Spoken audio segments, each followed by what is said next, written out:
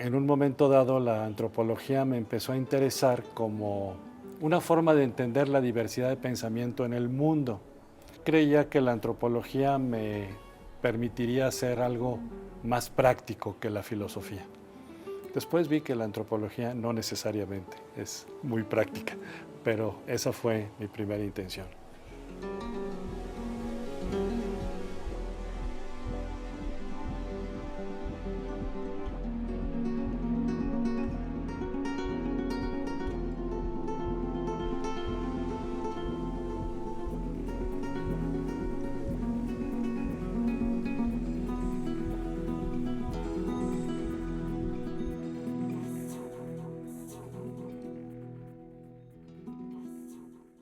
Me llamo Guillermo de la Peña Topete.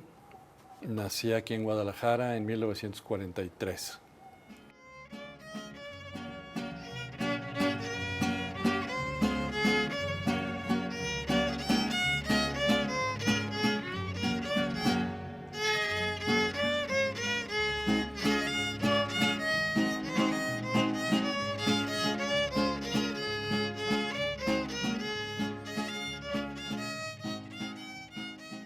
Mi familia era de aquí de Guadalajara, mi papá era arquitecto, vivíamos en una casa del centro de la ciudad. En mi casa había música, yo crecí oyendo a mi papá tocar el piano y con libros a mi alcance, y entonces de alguna manera leer fue siempre mi principal afición, y ya estando en secundaria, en preparatoria, pues empecé a leer novelas policíacas. Mi personaje favorito de esos años era Sherlock Holmes, y me gustaba mucho la poesía, me gustaba mucho los ensayos literarios. Yo estuve en el grupo de scouts que se organizaba en el colegio, y también eso me permitió pues tener afición al aire libre, a la naturaleza, a caminar.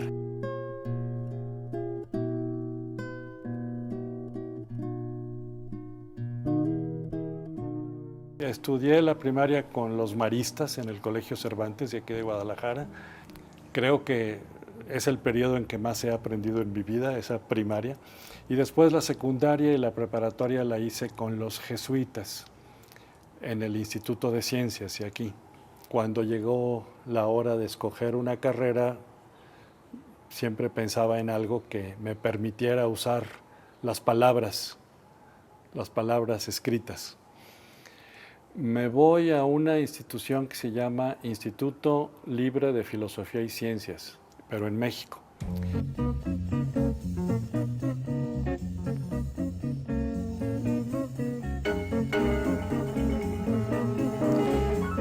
La Ciudad de México me pareció en los 60 una ciudad fascinante. La época de la Casa del Lago, la época de las galerías de la zona rosa, de grupos teatrales de vanguardia, se empezaba a hacer algún cine experimental novedoso. Era una ciudad muy interesante, fascinante, diría yo, con un ambiente mucho más abierto que el de Guadalajara. Guadalajara en los 60 todavía era una ciudad muy conservadora, muy poco plural.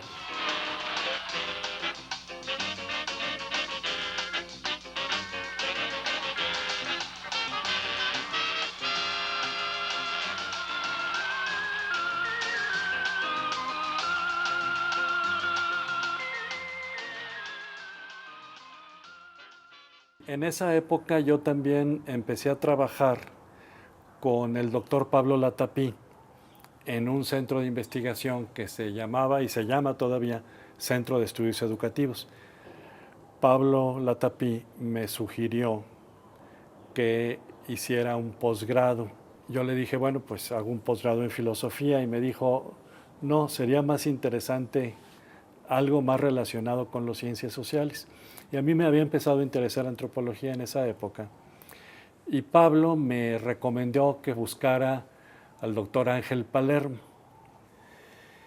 Y él me convenció de entrar al posgrado que él estaba formando ahí en la Ibero, una escuela de graduados en ciencias sociales, pero donde la carga más importante era antropología.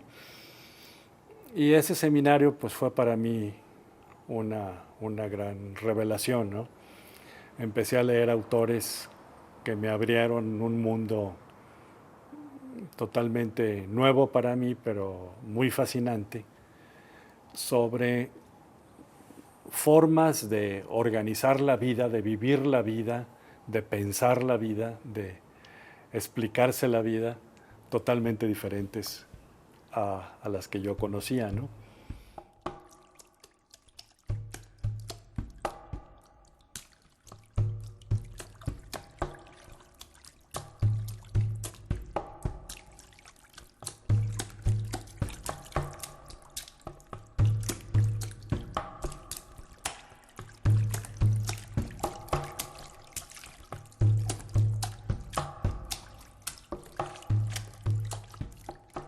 Al principio empecé a leer autores franceses, particularmente a Levi Strauss, un antropólogo que era también filósofo, porque también había tenido una formación filosófica. De los autores ingleses, pues el primer libro que leí completo fue un libro de un antropólogo polaco, pero formado en Gran Bretaña, Bronislaw Malinowski. El libro se llama Argonautas del Pacífico Occidental. A partir de ese libro, Malinowski desarrolló su teoría funcional de la cultura, en donde él postulaba que ningún aspecto de la vida de la gente puede entenderse sin verlo en el contexto de sus relaciones con otros aspectos. Pues yo diría que esos dos autores, cuando empecé a leer antropología, me impactaron mucho. Y tanto Eric Wolf, que había trabajado sobre México y sobre América Latina, como Ángel Palerm se situaban a sí mismos como discípulos de Julian Stewart, que utilizaba una metodología que él desarrolló que él llamaba ecología cultural. Entonces mi formación con Ángel Palerm tuvo mucho que ver con esta metodología de ecología cultural, que consistía en entender la influencia de la relación que tenía un grupo humano con el medio ambiente en sus formas de pensar, en sus formas de organizarse económicamente, pero también en sus aspectos políticos, sociales, incluso ideológicos, ¿no? En ese momento tuve la oportunidad también por contacto tanto de Pablo Latapí como de Ángel Palerm de conseguir una beca para ir a estudiar al extranjero. Pero Ángel me recomendó que me fuera a Inglaterra. En Manchester estuve en total 4 años, con un año y medio de interrupción, e hice la maestría y el doctorado ahí.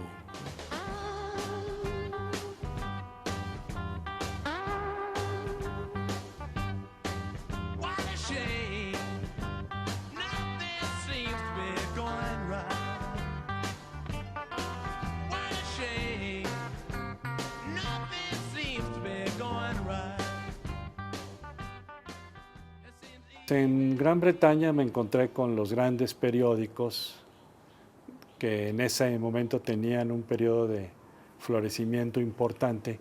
Sobre todo es la época en que el periódico The Guardian se convierte probablemente en el periódico más importante desde el punto de vista de análisis y reflexión. La vida cultural de Londres en ese momento era fantástica. Encontrabas todo lo que se te pudiera ocurrir, desde cosas muy clásicas, muy de la tradición más culta europea, hasta música de vanguardia, teatro de vanguardia. Los Beatles eran así los héroes nacionales por completo.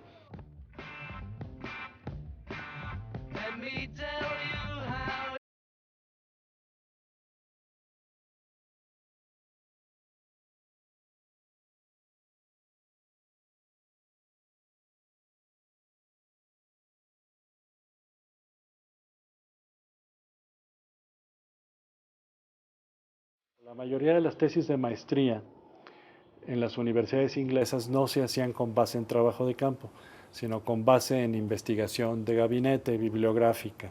Yo escogí hacerlo con base en trabajo de campo y me fui a hacer trabajo de campo con un grupo de gitanos españoles en las afueras de Madrid. Después de terminar ya mis cursos de maestría, me fui a España y con ayuda de unos amigos que yo había conocido, pude contactar a este grupo de gitanos e incluso me permitieron vivir con ellos, lo cual pues fue muy interesante, muy complicado también. Tenía que salirme del mundo gitano por lo menos un par de días a la semana porque era demasiado intenso, era una experiencia demasiado intensa para ese grupo con el que yo trabajé, que eran muy cordiales y muy bromistas, muy simpáticos. Pero para ellos el concepto nuestro de privacidad no existía, ¿no? Entonces, pues yo podía estar dormido a las 3 de la mañana y entraban a visitarme, ¿no? Y a platicar conmigo, y a tocar guitarra, y a jugar a las cartas, ¿no?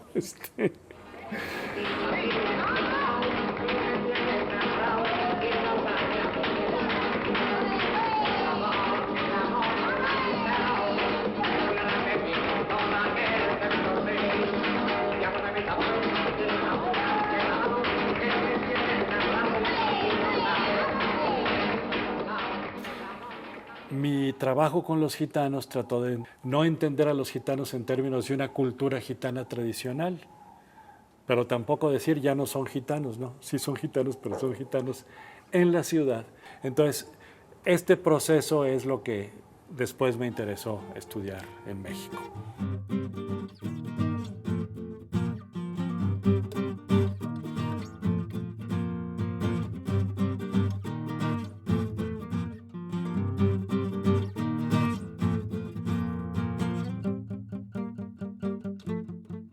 En mi regreso a México, Palermo estaba creando una tradición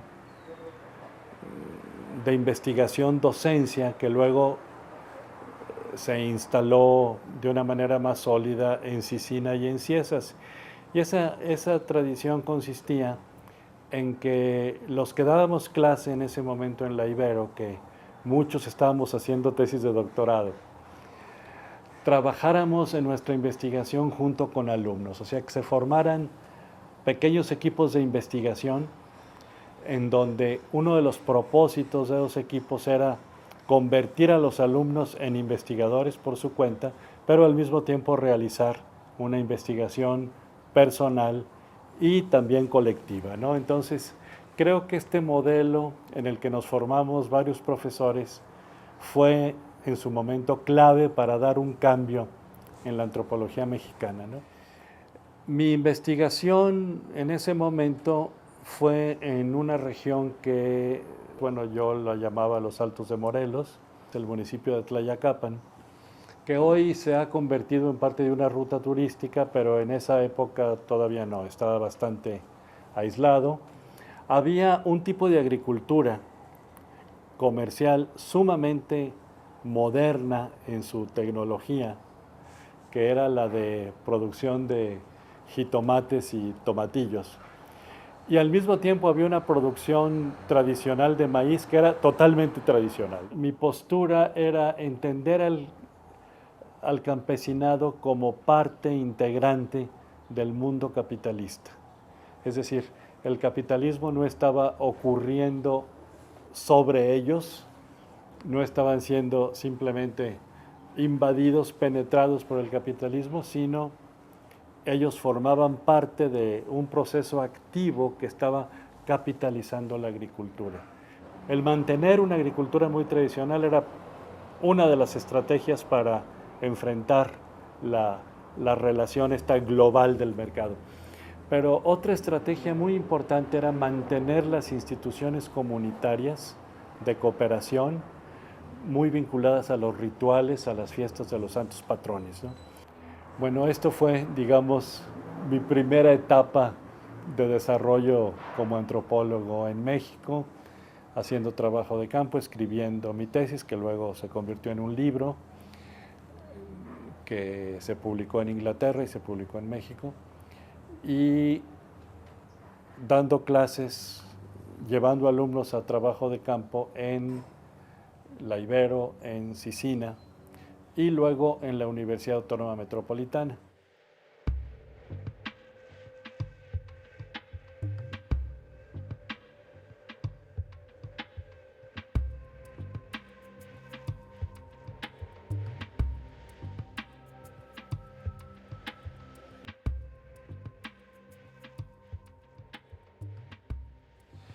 La creación de la Universidad Autónoma Metropolitana ocurre en 1975.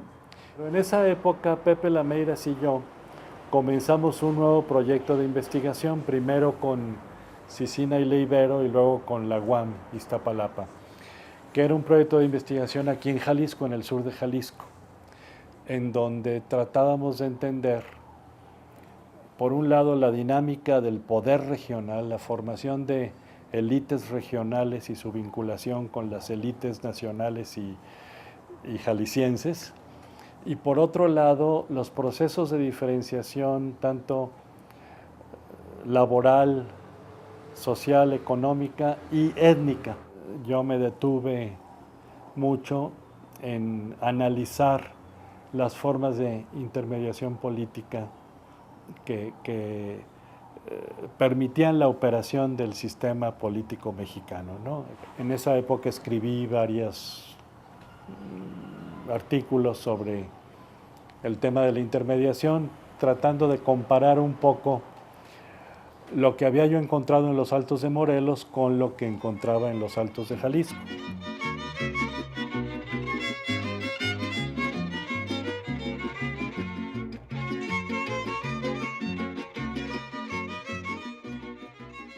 El proyecto del sur de Jalisco fue muy importante para mí porque fue como el germen de lo que después sería Ciesas Occidente.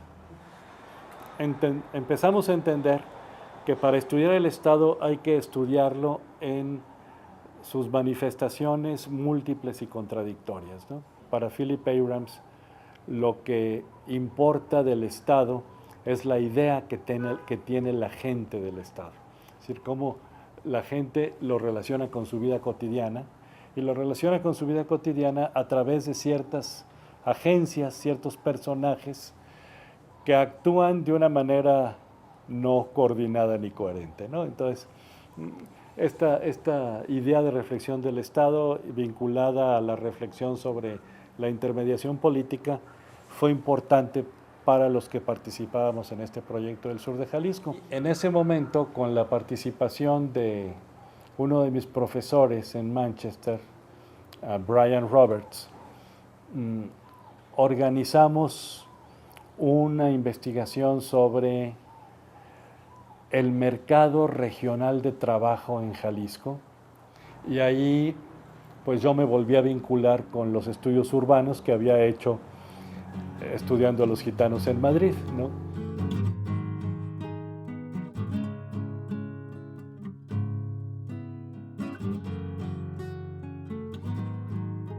Luis González del Colegio de México, en una conversación con Guillermo Bonfil, le manifestó que él quería crear una versión descentralizada del Colegio de México en Michoacán, el Colegio de Michoacán. Bonfil me llamó y me dijo, oye, ¿quieres entrarle a esto? Yo le dije, sí, ¿cómo no? Pues Michoacán, Morelia. Luego resultó que no era Morelia, sino Zamora. Nos aventamos, nuestras familias nos apoyaron y se creó ahí el Centro de Estudios Antropológicos. Continuamos trabajando en el sur de Jalisco y continuamos con la investigación sobre mercado regional. Fue en esa época cuando con Leonel Durán surgió la idea de hacer Ciesas Occidente. En Ciesas Occidente participaron Agustín Escobar, Mercedes González de la Rocha y Luisa Gaballet. Se nos unió Silvia Lailson y Jorge Alonso se unió al grupo fundador de Ciesas Occidente, que ocurrió en 1987.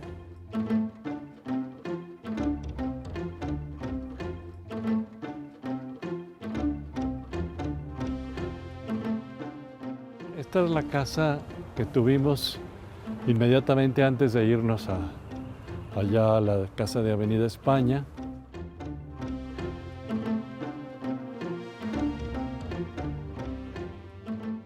Al llegar al momento en que se creó Ciesas Occidente, teníamos varios retos.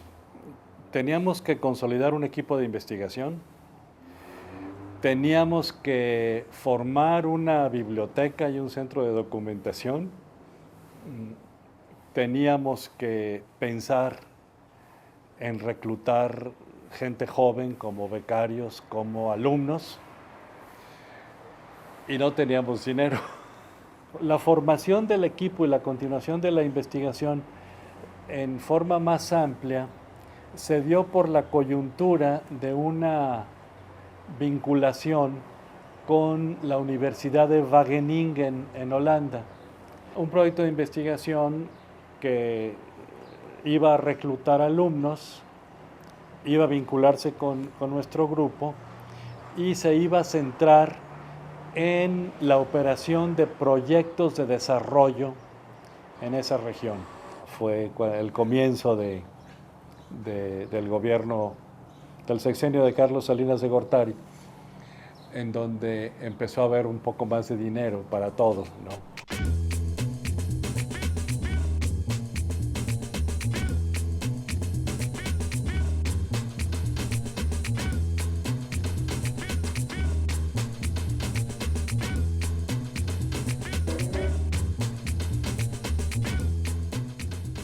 Empezó a haber dinero para investigación y para crear posgrados, ¿no? Unimos nuestras fuerzas con la Universidad de Guadalajara, que quería también hacer un doctorado en ciencias sociales. El equipo empezó a crecer hasta llegar ahora a 21. Y también se crea un programa en CONACYT que se llama Repatriación. Entonces, a través del programa de repatriación, yo pude ir reclutando nuevos investigadores, lo cual pues ya nos permitió tener una planta estable y sólida y ya tener un doctorado por separado, ¿no?